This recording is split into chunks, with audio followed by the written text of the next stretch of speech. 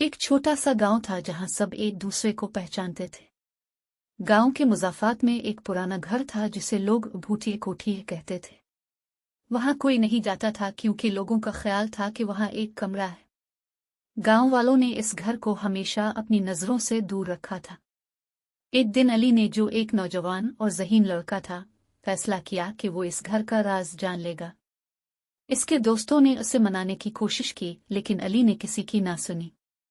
रात को जब सब सो रहे थे तो अली टॉर्च लेकर कमरे की तरफ निकल गया। घर का दरवाज़ा ताले और सलाखों से बंद था।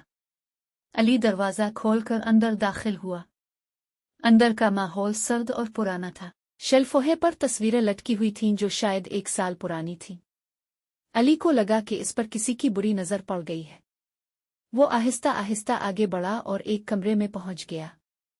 कमरे के वस्त में एक पुरानी कुर्सी पर एक बरहिया बैठा था। इसके बालों ने इसका चेहरा ढांप रखा था। अली ने पूछा, तुम कौन हो? बर्राए ने धीरे धीरे अपने बाल हटाए और एक खूबसूरत लड़की का चेहरा सामने आ गया।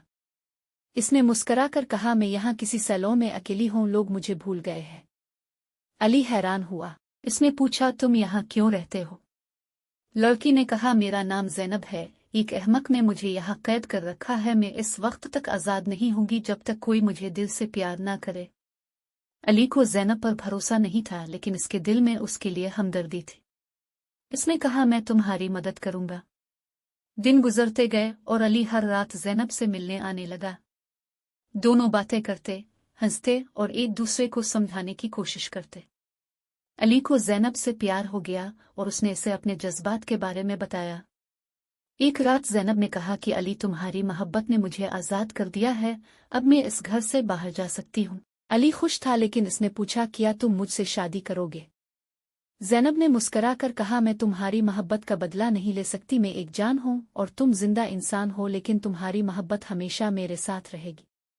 ये कहकर ज़ैनब गायब हो गई।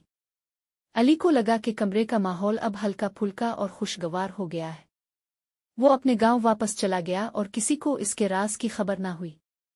आज भी लोग कहते हैं कि भूतिया कोठी में एक भूत रहता है, लेकिन अली को यकीन था कि भूत अब आज़ाद है और उसकी मोहब्बत हमेशा उसके साथ रहेगी।